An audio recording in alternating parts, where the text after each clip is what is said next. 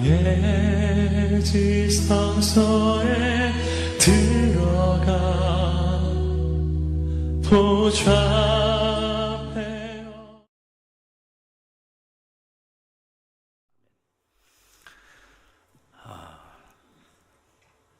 기질 전문 분석가로 세계적으로 인정을 받고 있는 데보라 스미스 피게라고 하는 분이 있습니다. 이분이 절대 자신감이라고 하는 책을 썼는데요.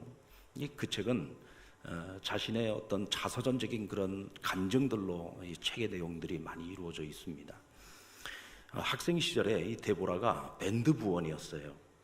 한 번은 이제 퍼레이드를 하면서 이제 악기를 불면서 퍼레이드를 하는데 이 두 가지를 동시에 같이 하려니까 이게 잘 안 되는 거야. 그래서 악기에 신경을 쓰니까 이 발이 잘 안 맞고, 또 발을 맞추려고 하다 보니까 또 이 악기가 자꾸 이제 틀리고. 그 모습을 보고 있다가 선생님이 이 데보라에게 한마디 외쳤습니다. 야, 데보라, 너 자꾸 옆에 있는 사람 신경 쓰지 마. 너 옆에 있는 사람 신경 쓰지 말고 밴드 리더만 바라봐. 밴드 리더만 바라보면서 그냥 너가 할 일만 열심히 하다 보면 발은 저절로 맞게 될 거야 하고 외쳐줬어요. 그래서 그 말을 딱 듣는 순간에 밴드 리더만 보면 된다고? 그리고는 정말 맨 앞에서 이끌어 나가고 있는 밴드 리더만 딱 보면서 자기는 그냥 자기가 맡은 악기만 열심히 불면서 그냥 걸었어요. 그런데 그 순간서부터 저절로 발이 맞더라는 거예요. 여러분들 방금 우리 구역 식구들이 교구 식구들이 나와서 이제 찬양을 하는데 참 새벽에 그렇게 찬양 잘하기 쉽지 않습니다. 근데 어저께 저녁에는 우리 찬양대가 있었잖아요. 우리 찬양대 지휘자가 뭐 체격도 좋은 분이 참 찬양 지휘 열심히 잘하시더라고요. 여러분, 찬양대의 그 아름다운 하모니는 어떻게 만들어집니까? 찬양대의 아름다운 하모니는요, 우리 찬양대원 한 사람 한 사람이 다 찬양을 잘해야 되지만 사실은 이 아름다운 하모니는 찬양대 지휘자의 손끝에서 나오는 거예요. 정말 잘하는 찬양대는요, 악보 보지 않습니다. 사실 이게 악보 안 보고 찬양한다는 게 쉽지 않아요. 왜냐하면 무슨 뭐 전문 찬양대가 아니잖아요. 아마추어들이 모여가지고 하는 거잖아요. 거기다가 뭐 각자의 자기 삶이 바쁘고 교회 안에서도 여러 가지 사역들이 바쁘기 때문에 찬양을 연습할 시간도 그렇게 많지 않습니다. 그래도 정말 찬양대 우리 성도들은 정말 열심히 하는 분들이에요. 근데 여러분, 전문 찬양대를 보십시오. 뭐 시립 합창단이라든지 세계적인 합창단들을 보면은 악보를 들고 있어도 거의 악보는 보지 않죠. 시선을 누구를 봅니까? 지휘자를 보는 거예요. 지휘자의 손끝을 보는 겁니다. 여러분들 새벽에 지금 여러분들이 이 자리에 앉아서 하나님 말씀을 듣습니다. 여러분들은 이 하나님의 말씀을 들으면서 여러분의 시선을 지금 어디에다 두고 있습니까? 이창교 목사의 입술에 두고 있죠. 하나님께서 이창교 목사의 입술을 통해서 오늘 이 시간에 하나님 말씀을 주고 있으니 여러분들의 시선은 누구를 봐야 되느냐? 이창교 목사를 봐야 됩니다. 저의 시선과 여러분의 시선이 아이 컨택이 되어질 때에 그 가운데 성령의 역사하심이 있는 거예요. 아멘입니까? 찬양대 대원들이 악보에 집중을 하면은 하모니가 나오질 않아요. 지휘자의 손끝을 봐야 되는 거죠. 우리가 하나님을 우리의 인생의 리더로 삼고 살아갑니다. 그런데도 자꾸 우리 스스로가 화를 자초하는 경우가 있고 절망을 스스로 자초하는 경우가 있고 우리 스스로가 우리 인생의 함정을 팔 때가 있어요. 근데 그 이유가 무엇인가 가만히 들여다보면은요, 우리가 우리의 리더를 하나님으로 삼고 하나님을 바라보고 하나님을 의지하고 하나님을 따라가는 삶을 살아가는데 자꾸 하나님의 음성에 귀를 기울이기보다 세상에 먼저 귀를 기울여요. 하나님께 시선을 두고 살아가야 되는데 하나님께 시선을 두지 못하고 자꾸 세상에 헛된 것들에 우리의 시선을 두고 살아가요. 그래서 우리 믿는 성도들의 삶에 어려움들이 찾아왔을 때 상담을 해보면은요, 거의 대부분이 내가 스스로 자초한 함정일 때가 많아요. 내가 스스로 자초한 위기일 때가 많아요. 그러면서도 문제가 생기면 자꾸 우리가 누구를 탓합니까? 하나님 탓해요. 이것은 내가 하나님 탓할 일이 아니에요. 우리의 시선을 내가 엉뚱한 곳에 잘못 두어서 우리 스스로가 화를 자초하는 것인데, 자꾸 문제가 터지고 나면은 이 모든 문제가 하나님께로부터 온 것인 줄 알고 자꾸 하나님 원망하고 불평하는 경우들이 많아요. 어떻게 보면 우리 그리스도인들의 인생에 절망이 찾아오나 문제가 찾아왔을 때 문제 해결하는 방법은 아주 간단합니다. 대체 이 문제가 어디서부터 시작되어졌나 가만히 들여다보면 하나님이 아니라 우리 자신에게 있는데 자꾸 하나님 탓하는 것이 문제인 거예요. 여기서부터 우리가 문제를 한 걸음 한 걸음 풀어나가야 되는 겁니다. 그래서 우리 믿는 사람들은요, 세상의 북소리에 발을 맞추면 안 되고 하나님의 북소리에 발을 맞춰야지 돼요. 아멘입니까? 우리의 시선과 우리의 청력을 어디에다가 두고 살아가느냐가 우리 그리스도인의 삶의 관건이에요. 그것을 분명히 아셔야 됩니다. 자, 오늘 본문의 말씀에 보면은 세 왕의 이야기가 나오죠. 자, 유다 왕 여호사밧이 나오고 북이스라엘의 여호람 왕이 나옵니다. 그리고 에돔 왕이 나옵니다. 이 세 왕이 연합 군대를 이루고 지금 모압과의 전쟁에 나섰습니다. 자, 3개 동맹국이니까 당연히 이 싸움은 우리가 이길 수 있다고 생각하고 자신만만하게 출정을 했습니다. 그런데 문제는 이 사람들이요, 스스로 함정을 팠어요. 잘못된 선택으로 인해서 길을 잘못 들어선 겁니다. 에돔 광야길로 들어섰어요. 그런데 문제는 이곳에 물이 없다는 거예요. 식수가 없어요. 지금 전쟁을 치러야 되는 군대가 식수를 구하지 못한다는 얘기는 싸워보기도 전에 이미 이 전쟁은 질 수밖에 없는 전쟁이라는 거죠. 근데 이 세 왕은요, 목마름이라고 하는 복병이 그들 앞에 기다리고 있을 거라는 것을 전혀 상상도 하지 못했다는 겁니다. 이와 같은 상황이 벌어졌을 때, 자, 북이스라엘의 여호람 왕이 오늘 10절 말씀에 보면은요, 이렇게 하나님을 원망합니다. 같이 한번 읽어보겠습니다. 10절 시작. 이스라엘 왕이 이르되 슬프다. 여호와께서 이 세 왕을 불러 모아 모압의 손에 넘기려 하시는도다. 자, 이 목마름이라고 하는 복병이 찾아왔는데 이 복병, 이 함정을 지금 누가 팠습니까? 하나님이 팠습니까? 아니요. 자기들이 스스로 이 함정을 자초한 겁니다. 자, 그러면 우리가 한번 근원적인 것부터 한번 찾아 들어가 보겠습니다. 오늘 이 세 왕의 연합군대를 이루어서 모압과 전쟁을 지금 치르고 있는데 이 전쟁을 처음 시작하게 된 동기가 어디서부터 시작됐는지를 보겠어요. 본래가 모압이라고 하는 이 나라는 당시에 북이스라엘의 속국이었습니다. 그러니까 모압이 북이스라엘을 섬기고 있었던 거예요. 본래 북이스라엘은 굉장히 강한 나라였습니다. 특별히 우리가 잘 알고 있는 이세벨의 남편, 여러분 엘리야의 갈멜산 영적 전투를 우리는 알고 있지 않습니까? 그때 북이스라엘의 가장 악한 왕이 누구였습니까? 아합 왕이었잖아요. 사실 이 아합 왕은요, 악한 왕이었음에도 불구하고 그 당시에 북이스라엘은 가장 강력한 군대와 강력한 나라를 이루고 있었습니다. 그래서 모압이 북이스라엘의 지배를 받고 있었어요. 그런데 아합 왕이 죽고 난 후에 갑자기 국력이 급격히 쇠하게 됩니다. 그런 틈을 타서 모압이 반기를 들게 된 거예요. 야, 이제는 우리도 너희들하고 싸워서 한번 해볼 만하다. 이제 북이스라엘 너희는 과거의 북이스라엘이 아니야. 그러면서 대들기 시작한 거예요. 그러니까 여호람 왕 입장에서는 굉장히 속이 상하죠. 저것들한테 한번 본때를 보여줘야 되겠는데, 근데 자기들의 힘만 가지고는 이제는 모압을 함부로 할 수가 없어요.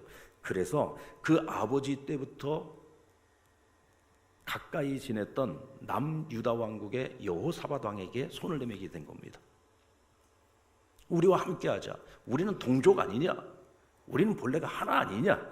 우리가 같이 힘을 합치면은 저 모압은 우리 손에 들어올 수밖에 없다. 우리 같이 한번 해보자. 그러면서 에돔 왕에게도 손을 내밀어 3개 동맹군을 이루게 된 겁니다. 그런데 여호사밧이 여호람과 손을 잡은 건 딱 한 가지 이유였습니다. 우리는 한 민족이기 때문에, 우리는 하나이기 때문에. 여러분, 지금 우리 남한이 지금 북한하고 어떻게 해서든지 간에 화합을 해보고 어떻게 해서든지 지금 북미 간의 대화까지 이끌어내 가지고 어떻게 해서라도 좀 핵을 폐기하고 좀 평화롭게 가보려고 애를 쓰고 있잖아요, 그죠? 예. 이유 한 가지잖아요. 사실은 우리 한 민족이니까, 우리 본래 하나니까 우리끼리 총뿌리 겨누고 싸우지 말자는 거잖아요. 그죠? 자, 그런 이유 때문에 여호사밧이 지금 이 전쟁에 함께하게 된 겁니다. 근데 문제는 뭐냐? 이 여호람이라고 하는 이 사람이 악한 왕이라는 거예요. 여러분, 우리가 잘 아는 것처럼 여호사밧은 성군이었습니다. 그의 아버지 아사의 길을 따르는 자였어요. 다윗의 길을 따르는 사람이었습니다. 여호와 보시기에 정직한 왕이었습니다. 반면에 여호람은 아주 악한 사람이었어요. 사람이 악하면은요, 마음이 미련해집니다. 그러니까 항상 이 사람은 잘못된 선택을 할 수밖에 없는 사람이고 잘못된 길을 걸어갈 수밖에 없는 사람이죠. 한마디로 말해서 여호사밧은요, 어울리지 말아야 될 사람과 어울린 거예요. 함께 하지 말아야 될 사람과 함께 한 겁니다. 미련한 사람하고 함께 하면은요, 사람이 미련해집니다. 어리석은 사람하고 함께 하면요, 사람이 어리석어지고요. 악한 자와 함께 하면은 사람이 악해질 수밖에 없는 거예요. 악한 자와 같은 길을 걸어가면서 어떻게 선한 결과를 기대할 수가 있습니까? 부정적인 사람을 가까이 하면은요, 부정적인 사람이 됩니다. 이게 참 사람이라는 게 이상해요. 사람의 영향력이라는, 왜냐하면 사람은 영적인 존재거든요. 제가 전임 전도사 시절인데 제가 교회를 같이 섬기면서 저랑 같이 동역을 하던 여자 전도사님이 계셨어요.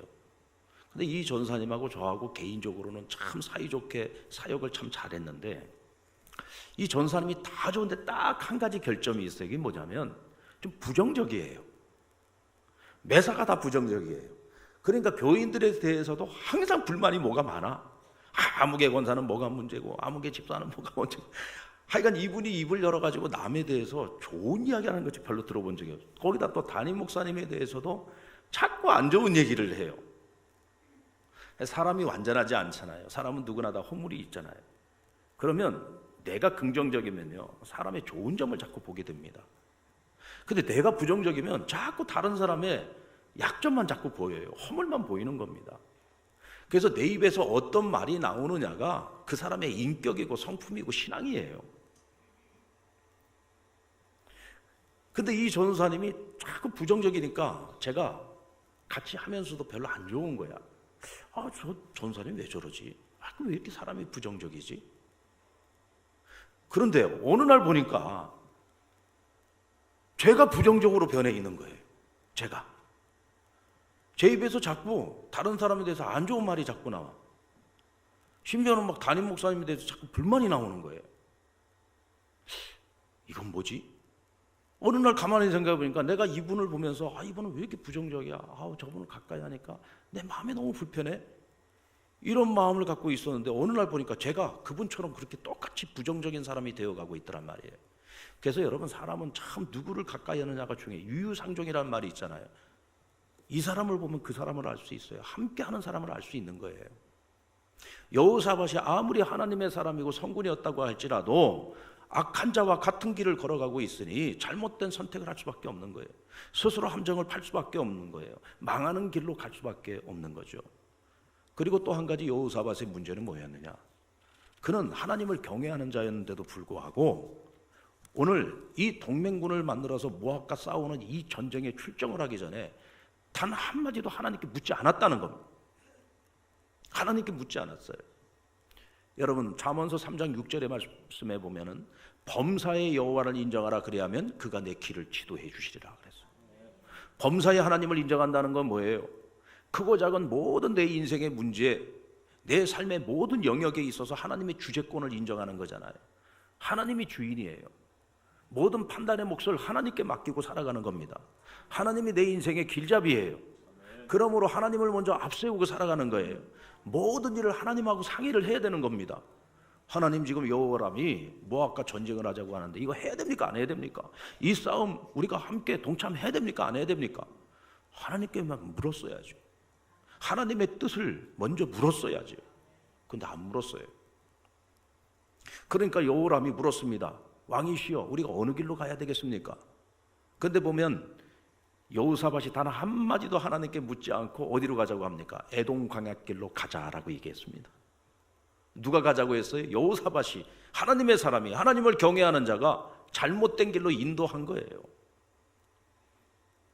여러분, 우리가요 평상시에 아무리 기도를 열심히 해도요 정말 우리 인생에 진짜 중요한 문제가 앞에 있는데 이 문제를 하나님 무시하고 하나님께 묻지 않고 내 뜻대로 내 생각대로 내 경험대로 결정을 하고 나아가면은요 그 길이 아무리 될 것처럼 보이는 길이라고 할지라도 그 길 끝에서 망하는 길로 나갈 수도 있습니다.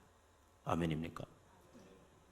반면에 모든 일을 하나님을 인정하고 내 인생에 어떤 선택의 문제가 있을 때마다 하나님께 묻고 나아가면 때로는 내가 어리석어서 이것이 하나님 뜻인 줄 알고 이 길인 줄 알고 선택을 할 때가 있어요.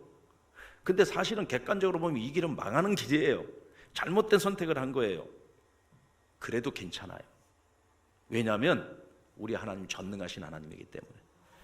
사막에도 강을 내시고 광야에도 길을 내어주시는 하나님이시잖아요.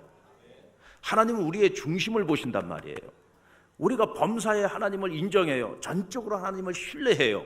그러면 내가 잘못된 선택을 하더라도 하나님께서 길을 바로 잡아주실 수가 있어요. 잘못된 길이지만 그 길이 망하는 길인데 그 길이 사는 길이 되도록 만드실 수도 있다는 거예요. 전능하신 하나님을 바라보고 전능하신 하나님이 우리의 중심을 인정해 주시면 그걸로 끝이에요. 선택은요 우리가 아무리 머리가 지혜롭다고 할지라도 늘 좋은 선택만 할 수는 없잖아요. 그러나 하나님께 맡기면 하나님께서 그 길을 바꾸어 주실 수도 있다는 겁니다. 아멘입니까? 먼저 하나님을 인정해야 돼요. 그런데 여호사밧의 실수가 바로 여기 있었죠. 하나님께 묻지 않았다는 겁니다. 자, 그렇게 해서 오늘 지금 사면초가에 놓였습니다. 절망이 찾아왔습니다. 이 다 목말라서 죽게 생겼어요. 이건 싸워보기도 전에 전부 다 목말라서 죽게 생긴 거예요. 어떻게 해야 됩니까?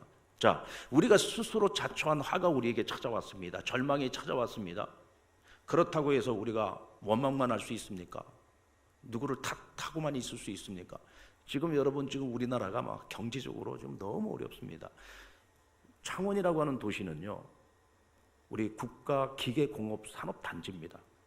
그래서 우리나라에서 대표적으로 뭐 포항이나 울산이나 그리고 창원 그리고 구미, 전라도로 가면은 광양, 이런 도시들이 전부 산업도시예요. 산업도시. IMF가 찾아왔을 때 창원은요 IMF라는 것 자체를 모르고 지나갔던 도시입니다. 굉장히 잘 사는 도시예요. 창원은 전체적으로 보면 GDP가 굉장히 높은 도시입니다. 그런데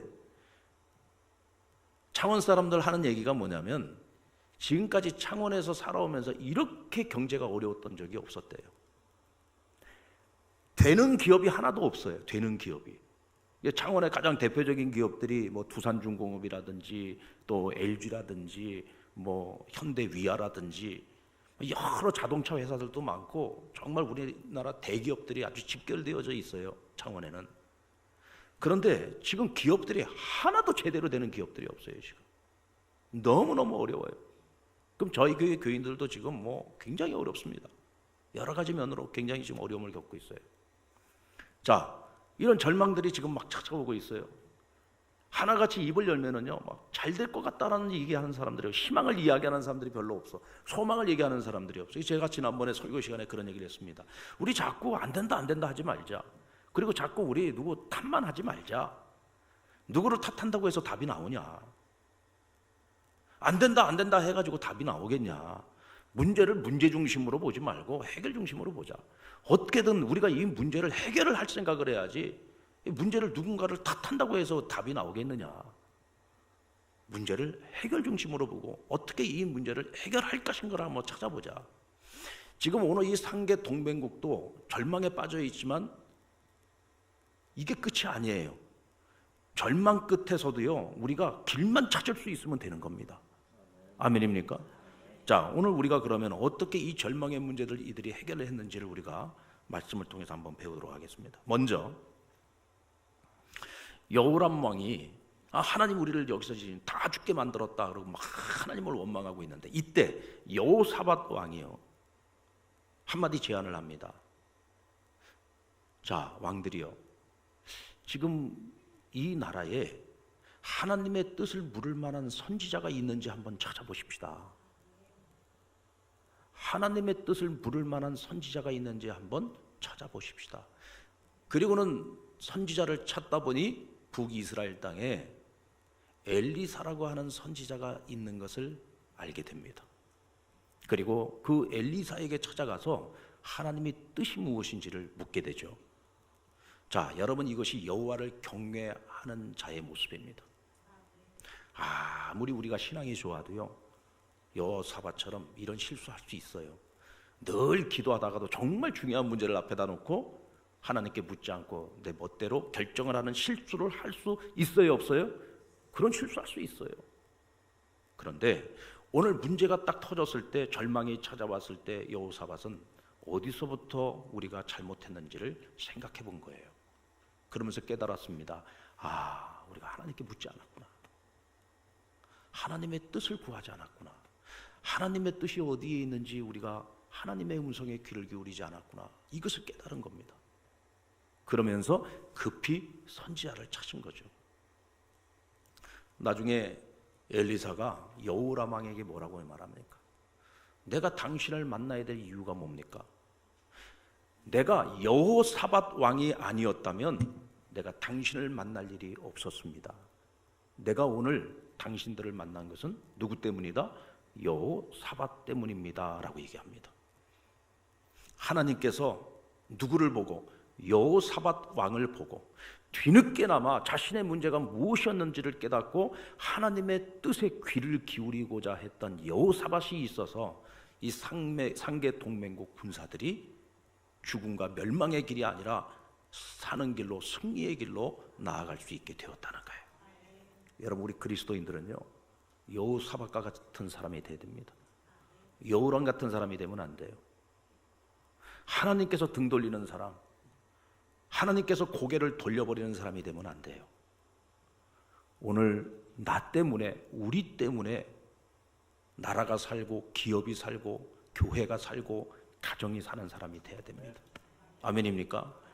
야, 내가 갈릴리 교회 아무개 장로, 아무개 권사, 아무개 집사 새벽을 깨우며 날마다 하나님 앞에 기도하고 정말 마음과 뜻과 정성을 다해서 하나님의 나라를 섬기는 아무개 때문에 내가 갈릴리 교회를 축복한다. 내가 이 성도들을 축복한다. 아멘. 여러분, 참 건강한 교회, 좋은 교회, 좋은 목사님이 있는 교회를 섬기는 게 얼마나 큰 축복인지 몰라요. 여러분들 우리 갈릴리 교회는 참 온 성도들이 늘 하나가 되고 화합하고 평안하다는 제가 얘기를 듣습니다. 근데 요즘 교회들 보면 싸우고 다투는 교회 많잖아요. 그렇죠? 어려움을 겪고 있는 교회들이 많습니다. 여러분, 그런 교회 성도들 보면 참 안쓰러워요. 요즘 저희 교회 보면은요, 다른 교회 장로님들이 많이 오고 있어요. 다른 교회 장로님, 권사님들이 여러분 한 교회에서 장로의 직분을 받고 그 교회를 섬긴다는 것은요, 이건 평생의 항정직이잖아요. 항정직이라는 건 평생 내가 거기 뼈를 묻을 때까지 이 교회를 섬기는 거예요. 그런데 교회에서 장로직을 사직을 하고 오는 거예요. 지금 저희 교회 한 3년 사이에 저희 교회에 지금 장로님만 4분이 오셨어요. 장로님만. 근데 이분들 이야기를 들어보면 하나같이 다 교회 안에 문제가 생겨가지고 결국은 이 장로님들이 교회를 떠난 거예요. 참 이런 일들이 생기면은요, 참 불행한 겁니다. 그러니까 교회 가서 예배를 드려도 행복하지를 않아. 성도들하고 교제를 해도 전혀 행복하지 않은 거예요. 그러니까 교회 생활이 행복하지 않으니까 사회생활도 안 돼. 그러니까 밖에 나가서 하는 일들이 다 가로막히고 일이 안 되는 거예요. 그런데 여러분, 교회가 하나가 되고요, 교회가 막 으쌰으쌰 부흥하고요, 막 교회가 즐겁고 행복하면은요, 우리 성도들이 세상에 나가서 하는 일들도 형통하게 돼요. 그런데 여러분, 이걸 아십시오. 그 교회 아무개 어느 한 성도를 하나님께서 보시면서 그 한 명의 그 성도를 하나님께서 기뻐하시고 즐거워하시면은요, 그 한 사람으로 인해서 그 교회 전체가 복을 받아요. 아멘입니까? 하나님께서 우리 김영국 목사님을 보시고, 야, 너 참 내 앞에서 성실하게 목회하는구나. 너 참 귀하게 목회하는구나. 하나님께서 우리 목사님을 인정해 주면요, 목사님으로 인하여 성도들이 복을 받는 거예요. 그래서 저는 그 생각을 많이 합니다. 내가 참 잘해야 돼. 내가 잘해야 돼. 저희 교회는 예전에 제가 가기 전에 굉장히 상처가 있었던 교회예요. 제 앞에 있었던 목사님이 참 목회를 20년을 넘게 참 목회를 잘하시고 교회도 아주 멋들어지게 잘 짓고 교회도 잘 부흥케 했던 목사님인데, 이 목사님이 이게 막판에 가서 그냥 너무 큰 실수를 했어요. 그래서 교회가 굉장히 많이 어려워진 거예요. 그리고 이제 목사님 나가시고 나면 제가 후임으로 갔는데, 참 이게 상처 많은 교회 가가지고 이 교회를 만지고 성도들의 마음을 만져서 하나 되게 만들고, 이게 보통 어려운 게 아니에요. 제가 한 2년 동안을 정말 강단에 우리 집사람하고 둘이 매일 올라가서 정말 하나님 앞에 기도하면서 정말 눈물로 교회를 세웠어요. 그만큼 힘들고 어려운 시간들이 있었기 때문에 오늘이 있을 수 있는 거죠. 그런데 참 제가 와서 보니까요, 어떤 일들이 있었냐면 성도들 간에 이런 얘기들이 있는 거예요. 목사님 가까이 가지 마. 목사님 가까이 가면 죽든지 망하든지 둘 중에 하나야. 심지어 이런 얘기들이 있는 거예요. 제가 깜짝 놀랐어요. 목사님 잘 섬기지 마. 목사님 잘 섬겼다가는 죽든지 망하든지 둘 중에 하나. 이러는 거예요. 이런 이야기를 저한테 대놓고 하겠어요. 자기들끼리 하는 얘기를 우연히 들은 거예요. 야, 이건 뭐지? 세상에 어떻게 이런 일이 있을 수가 있어? 근데 나중에 이제 역사를 가만히 살펴보니까 정말 목사님이 목회 열심히 할 때 옆에서 열심히 섬겼던 장로님들이나 또 열심히 섬겼던 권사님들이나 참 열심히 섬겼던 분들이 있어요. 그런데 이 목사님이 잘못된 길을 걸어가니까 하나님께서 이 목사님을 정말 제대로 건져가지고 제대로 목회를 하게 하시려고 계속 사인을 보여주신 거예요. 사인을 보여주신 거예요. 그래가지고 열심히 섬기던 권사님들이 어려움을 당하고 또 장로님이 어려움을 당하고 심지어는 죽는 사람도 있고 망하는 사람도 있고 그런 일들이 있었던 거예요. 그러다 목사님이 사고를 치고 그냥 온 교회가 한바탕 난리가 나고 그러고 나가니까 그런 부정적인 생각들이 이 성도들 마음에 탁 들어온 거예요. 제가 그 일을 보면서 제가 늘 갖는 마음이 있습니다. 목사가 잘해야 되겠구나. 목사가 잘해야 되겠구나. 정말 내가 잘해야지 성도들이 복을 받는구나. 그래서 저는 사명 중에 제 사명이 뭐냐면, 내가 우리 상당교회에서 목회를 하다가 은퇴를 하는 그날까지 정말 우리 성도들이 목사로 인하여 다 복받는 성도들이 되도록 만들자. 그러니까 내가 하나님 앞에서 신실하게, 내가 하나님 앞에서 잘하면 정말 목사와 함께 동역자가 되어서 열심히 교회를 성도들이요 전부 복을 받습니다. 다 한 사람도 빠짐없이 복을 받아요. 그런데 우리 믿는 자 내 한 사람이 잘못하면은요, 나 하나로 인해서 내 주변에 있는 사람들이 어려움을 당하는 거예요. 요나를 보십시오. 요나 한 사람 때문에 그 배에 타고 있던 사람들, 뱃사람들, 장사로 가던 사람들, 자기 전 재산 다 잃어버렸잖아요. 우리 요나 같은 사람이 되면 안 됩니다. 오늘 여호사밧처럼 내가 저 여호사밧으로 인하여 내가 너희에게 살 길을 열어주겠다, 이런 사람이 돼야 되는 거죠. 아멘입니까? 자, 첫 번째 원리가 뭐라고요? 문제가 잘못되어서 절망이 찾아왔을 때 우리는 이 절망의 원인이 무엇인지를 찾아야 돼. 하나님과의 관계 속에서 찾아보십시오. 내가 범사에 하나님을 인정했는지 아니 했는지, 내가 먼저 하나님께 구했는지 아니 구했는지, 내가 먼저 하나님께 물어봤는지 안 물어봤는지를 잘 따져보셔야지 돼요. 만약에 나의 실수로 함정에 빠지고 이런 절망이 왔다고 한다면 늦게서라도, 뒤늦게라도 하나님의 뜻이 무엇인지를 구하셔야 돼요. 하나님의 말씀을 구하십시오. 하나님의 말씀에 귀를 기울이시기 바랍니다. 그리고 하나님의 은혜로 채워질 구덩이를 많이 파야 된다. 그러니까 엘리사가 뭐라고 했습니까? 저 골짜기에 구덩이를 많이 파래요. 그러면 하나님께서 너희에게 물을 내리시는데 아주 폭포수 같은 물을 내려가지고 너희의 웅덩이를 채워주시겠다고 말씀하십니다. 그리고 너희 사람들뿐만 아니라 군사들뿐만 아니라 너희의 짐승들까지도 목마르지 아니하도록 너희를 마시우게 하시겠다고 약속하셨어요. 그런데 이 일은 하나님께는 지극히 작은 일이랍니다. 지금 메마른 골짜기입니다. 마른 골짜기예요. 정말 물을 단 한 모금도 어디 가서 찾을 곳이 없습니다. 하늘은 어때요? 새파랗습니다. 어디서도 비가 내릴 것 같지는 않아요. 그런데 웅덩이를 많이 파랍니다. 자, 이미 물이 없어서 지금 아주 그냥 이 갈증 때문에, 이 목마름 때문에 지금 군사들이 다 지금 죽을 지경입니다. 그런데 저 골짜기에 가서 구덩이를 파라는 거예요. 여러분, 그 구덩이 파고 싶겠어요? 안 파고 싶겠어요? 지금 목이 말라 다 죽을 지경인데 가서 땀 흘리면서 구덩이까지 파라는 거예요. 근데 하나님이 약속해 주셨어요. 웅덩이를 파면 내가 너희에게 마신 물을 주겠어. 이 일은 하나님께는 지극히 작은 일이야. 저 모압을 너희의 손에 붙여주겠다고 약속해 주십니다. 여러분, 그들이 웅덩이 팠습니까? 안 팠습니까? 웅덩이 팠어요? 안 팠어요? 웅덩이를 팠습니다. 웅덩이도요, 작은 웅덩이가 아닙니다. 큰 웅덩이를 많이 팠습니다.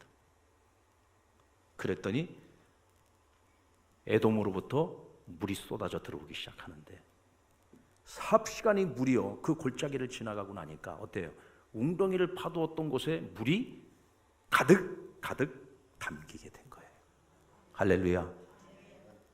여러분, 믿음의 순종이 없으면 절대로 기적은 일어나지 않습니다. 지금 목이 말라 죽을 지경이지만, 그러나 하나님께서 구덩이를 파라 하니 믿음으로 순종하여 팠습니다. 여러분, 예수님께서 베드로에게 저 깊은 곳에 가서 그물을 던져라 할 때, 여러분, 갈릴리는요 이 수심이 굉장히 깊은 곳입니다. 그래서 기본적으로 그곳에서 어부로 잔뼈가 굵은 사람들은 다 알아요. 깊은 데 가서 그물을 던지는 거 아니에요. 얕은 곳에 가서 그물을 던져야 돼요. 요즘처럼 뭐 엄청난 그물을 기계를 통해서 집어넣어 가지고 물고기를 잡는 것 같으면야 뭐 깊은 데도 할 수 있겠지만, 이 조그마한 그물 던져가지고 물고기를 잡는데 깊은 데 가서 던져갖고 잡히겠습니까? 그러니까 얕은 데 가는 거예요. 그런데 깊은 데 가서 그물을 던지래요. 이때 베드로가 뭐라고 했습니까? 주께서 말씀하시니 제가 주의 말씀을 의지하여 그물을 던지겠나이다. 그랬더니 어때요? 그물이 찢어질 만큼 만선의 기쁨을 누리게 되잖아요. 기적이 일어난 거예요. 여기서 우리가 중요한 것은 이 베드로가 한 말을 잘 들어봐야 돼요. 주께서 말씀하시니 내가 주의 말씀을 의지해서 제가 순종합니다 그랬어요. 내용이 중요한 게 아니에요. 하나님이 우리에게 명령을 하실 때 내용이 중요한 게 아니에요. 이 내용이라고 하는 것은요, 우리의 이성을 가지고 판단할 수 있잖아요. 야, 이거 하나님께서 하라는 대로 내가 하다가 이건 뭐 잘못되는 거 아니야? 이 하나님 말씀이 불합리한데, 이 이성적으로 맞지 않는데, 내 생각을 가지고 판단하게 돼요. 내용 자체를 가지고 보면. 오늘 베드로의 입장에서는 야, 이 깊은 데다가 그물 던져가지고 물고기를 잡을 수 있어? 이건 안 될 일인데.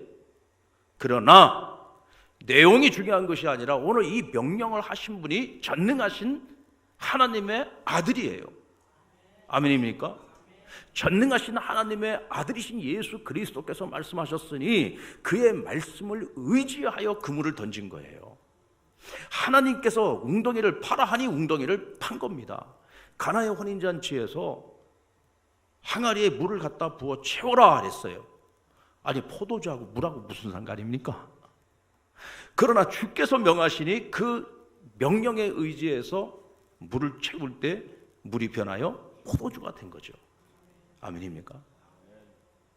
엘리사가 여호와의 선지 생도가 빚을 지고 죽었어요. 아내와 두 아들을 남겨놨는데 빚이 너무 많아가지고 이 아들들이 전부 다 노예로 팔려가게 생겼습니다. 그 딱한 사정을 알게 된 엘리사가 이 가정에 은혜를 베푸는데 뭐라고 은혜를 베풀었습니까? 이웃에게 가서 그릇을 많이 빌려와라 그랬어요. 그릇을 많이 빌려와라. 그래서 이 집 식구들이 나가가지고 이웃들에게 열심히 그릇을 빌려왔습니다. 뭐 큰 그릇, 작은 그릇, 뭐 잘생긴 그릇, 못생긴 그릇, 그릇이란 그릇은 다 빌려갖고 왔어요. 그랬더니 남아있는 기름을 붓는데 기름이 멈추지 않고 계속 부어져가지고 어떻게 해요? 빌려온 모든 그릇을 기름으로 가득 담게 됩니다. 이 기름을 팔아가지고 가뭄의 때를 그들이 풍성하게 보내게 됩니다. 그릇을 많이 빌려오라 그러면 많이 빌려와야 돼요. 궁덩이를 많이 파라 그러면 많이 파야 돼요. 여러분, 우리가 기도를 할 때도 입을 크게 열라 그랬잖아요. 하나님 앞에 구하는 것도요, 내가 구하는 것만큼 받는 겁니다. 저는 목회를 하면서 그런 일들을 많이 경험해요. 우리 선교사님들이 뭐 도와달라고 그러는데 이 급하게 막 긴급하게 도와달라는 요청들이 많이 옵니다. 근데 요청이 올 때 보면은 본인들이요 딱 정해놓고 요청하는 게 목사님 이번에 500만 원이 필요합니다. 500만 원을 좀 도와주실 수 없습니까? 그러면 500만 원 딱 가는 거예요. 목사님 지금 우리가 이런 형편에 있는데 목사님 알아서 좀 도와주세요. 그럼 1000만 원이 갈 수도 있는 거예요. 우리가요 하나님의 수준에서 보면은 우리가 상상을 초월할 만큼 받을 수가 있어요. 내 수준에서 하나님께 간구하면은요 딱 그만큼밖에 안 옵니다. 우리가 입을 크게 열어야 돼요. 믿음을 가지고 하나님께 구해야 되는 겁니다. 아멘입니까? 내용이 불합리한 것 같고 내용이 내 마음과 맞지 않아도 하나님이 명하실 때 순종하는 거예요. 이때 여러분 절망이 변하여 축복이 될 수 있는 겁니다. 끝으로 하나님 앞에 헌신을 드려야 돼요. 자, 결국은 에돔에서부터 물이 쏟아지기 시작한 것이 어느 시점이었습니까? 그들이 하나님 앞에 소제를 드렸다 그랬어요. 소제가 뭡니까? 제사를 드린 거죠. 소제는요 곡식을 빻아가지고 하나님께 가루를 태워서 드리는 제사입니다. 곡식을 빻았다라고 하는 것은 여기에 내 생각이 없어요. 내 계획이 없어요. 내 뜻이 없어요. 나의 경험 이런 모든 것들 자기를 완전히 비워내고 하나님 앞에 온전한 헌신을 드리는 거예요. 하나님 앞에 온전한 헌신의 제사, 희생의 제사를 드릴 때 마침내 하나님의 기적이 그들에게 임한 것입니다. 사랑하는 성도 여러분, 바라기는요 우리 스스로 화를 자초하지 마세요. 우리 스스로 화를 자초하거나 절망을 자초하지 않으려면 여러분 우리가 어울려야 될 사람이 누구인지를 정확하게 여러분 분별하시기 바랍니다. 내가 어떤 사람이 되어 나와 어울리는 모든 사람들이 여호사밧과 함께하여 복을 받은 사람들처럼 오늘 우리가 복의 근원이 되고 축복의 통로가 되어야 합니다. 나로 인하여 사람들이 화를 자초하지 아니하도록 우리가 하나님 앞에 깨어 있어야 됩니다. 범사에 하나님을 인정하십시오. 모든 일을 하나님께 먼저 물으십시오. 하나님의 뜻을 따르십시오. 어떤 절망이 찾아왔을지라도 실망하지 말고 낙심하지 말고 여러분의 입에서 부정적인 말 하지 마시고요. 무엇으로부터 문제가 시작됐는지를 찾으시고 하나님의 뜻을 구하십시오. 늦어도 괜찮습니다. 뒤늦게라도 하나님의 뜻을 구하면 우리는 길을 찾을 수 있습니다. 주께서 말씀하시면 어떤 말씀이 되었든 우리에게 말씀을 주시는 그 하나님을 믿고 신뢰하고 순종하십시오. 믿음의 순종이 있을 때 기적이 일어납니다. 그리고 하나님 앞에 어떤 모습으로든지 헌신을 드리십시오. 내가 드릴 수 있는 최선의 헌신이 있을 겁니다. 그것이 무엇이 되었든 찾아서 하나님 앞에 헌신을 드릴 때 그때 여러분의 절망을 축복으로 바꾸어 주시는 기적의 사건이 저와 여러분의 삶 가운데 임할 것을 주의 이름으로 축원합니다. 기도하겠습니다.